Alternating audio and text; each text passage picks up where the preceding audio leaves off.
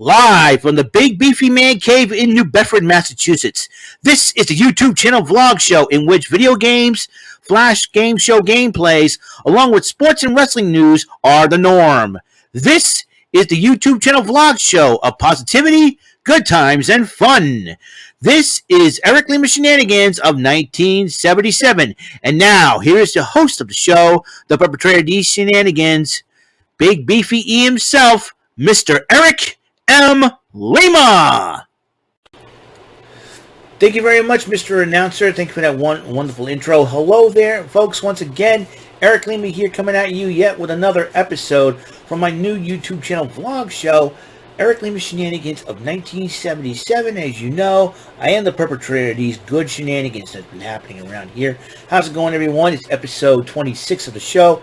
It is September the 21st, 2022, 12:09 p.m. We are, this is it. 2 more days of summer left of the summer season, and then we're going into fall. That means everybody will be, pretty soon, most of the teams, except for the teams going to the playoffs, to pack up their gear and head to their respective homes until the new season when it comes to baseball.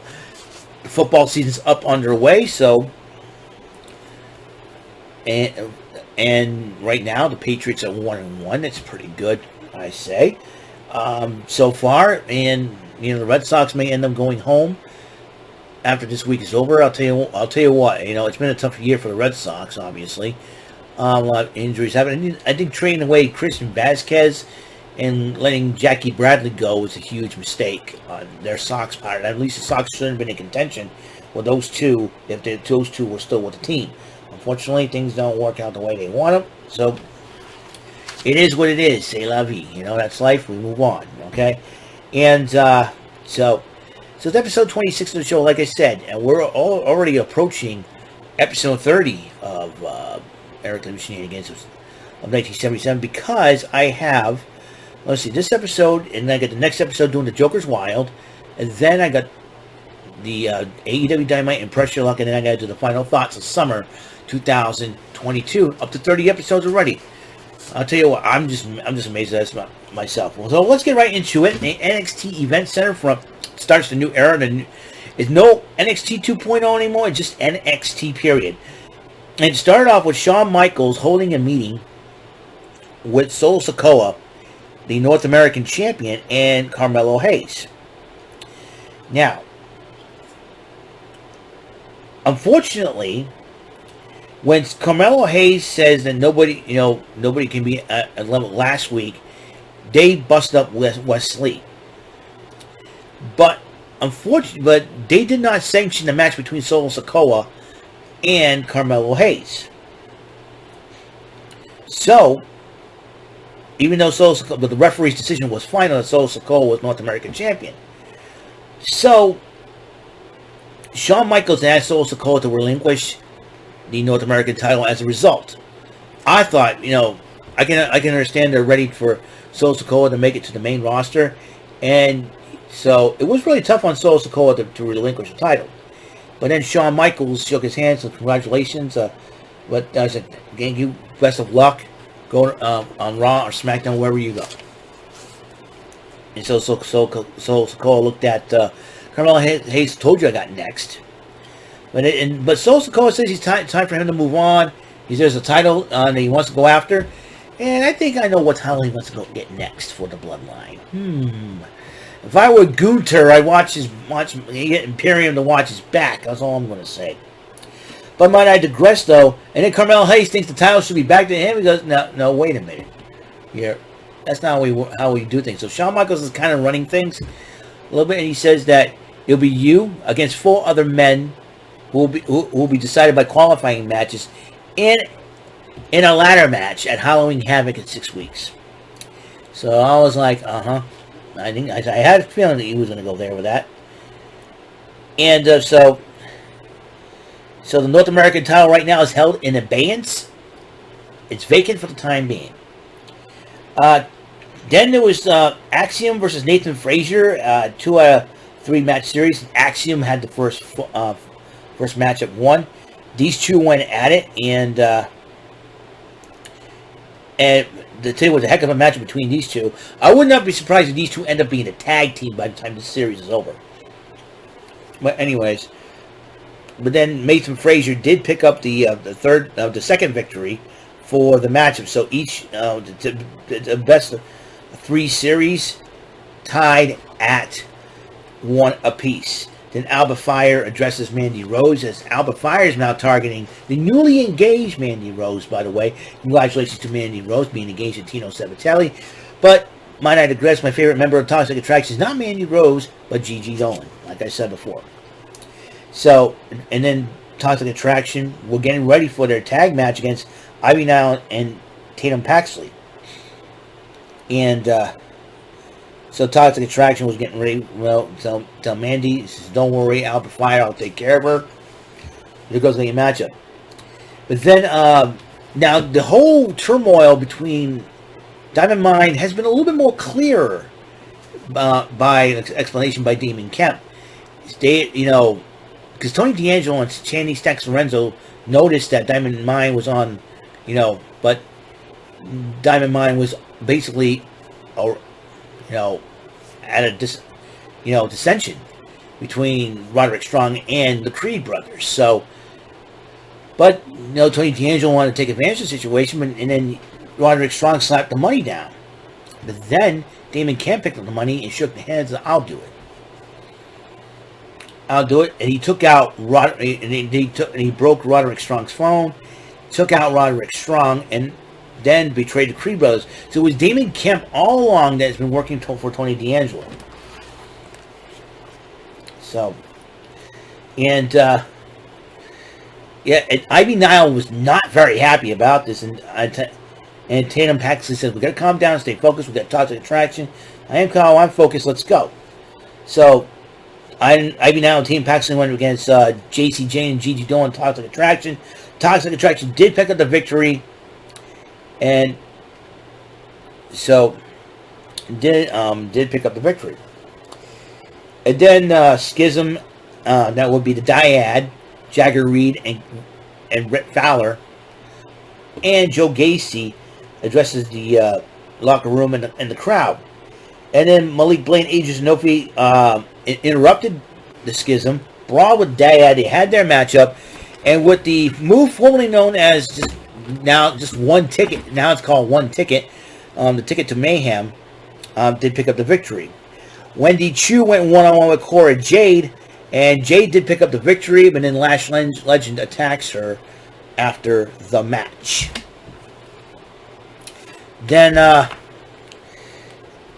Mackenzie Mitchell interviews Braun Breaker about who he thinks is going to win between JD McDonough and Tyler Bate. He says he thinks that Tyler Bate's going to win the matchup. Trick Williams did pep talk and Hayes, in which Hayes has got something to say. And Kelly Kincaid made her NXT interviewing debut as she interviewed the newcomer, the man formerly known as Oliver Carter, Oro Mensah, which found out that his match against Grayson Waller will be a qualifying match for the ladder match at Halloween Havoc. And Oro Mensah is ready to go. Hayes and Williams, Trick Williams and Carmelo Hayes went to the ring, addressed what happened last week. Chase U interrupts Hayes and Williams, and when Andre Chase went to say a teachable moment, they keep cutting him off. I would have slapped some heads and go, "You don't cut me off." He goes, "A teachable moment," and then they brawl with Hayes and Williams. They had a impromptu tag team matchup, and Carmelo Hayes and Trick Williams, they lost to Chase U. They lost. Carmelo Hayes and Trick Williams, it was not their day. It was not their day. I mean, I'll tell you what, last week you lost the North American title. This week you lose to Chase U.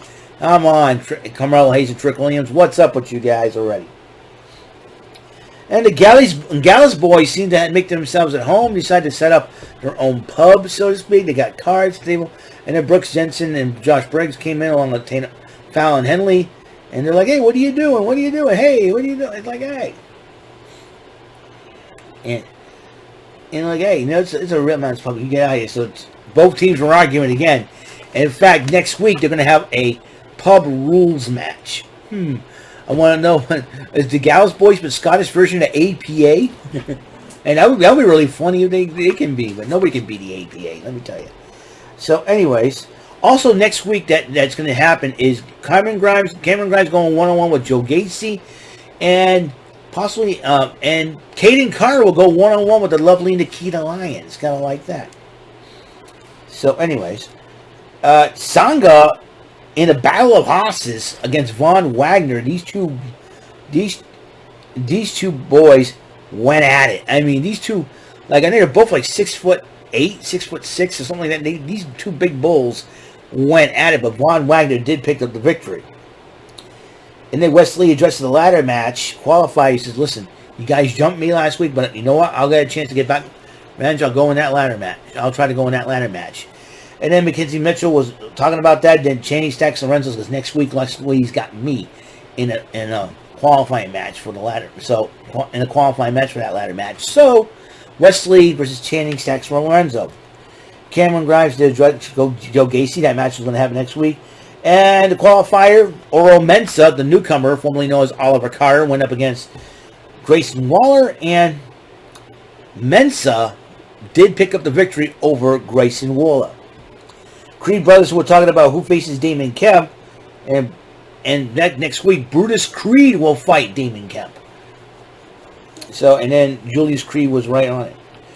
Also next week, Sol Ruka will make her debut. And she's a multi-talented. She likes to sing and play guitar, surf, and all that. We'll see her athleticism next week. I've seen her a couple times on Level Up. She's good. She's probably going to be the future. Number one contenders match of Tyler Bate versus JD McDonald. This match was a banger. I mean, these two are no strangers to each other. NXT UK. They brought the European strong style to the States, and they had a great match. Fans appreciated it. They loved it. But JD McDonald did win with the double inside suplex to win the matchup. But as Braun Breaker and JD McDonald were confronting each other, some music was playing. In comes Ilya Dragunov. Ilya Dragunov's now arrived in the States of NXT, much to the chagrin of one JD McDonald. So that is it. Excuse me for just a second before I continue on. Alright, and that is it for NXT. I may have missed a segment while I was in the bathroom in between the Malik Blade and Dyad matchup and Choo and Jade. I'll find out what that segment is on the next episode of Eric Lima Shenanigans of 1977. That's right, 77. My jersey. My own name on the jersey. Would you believe that? So I will see you guys later. So Mr. Announcer, take us home, and I'll see you the next episode. Joker's Wild. See ya. That is all for today's episode.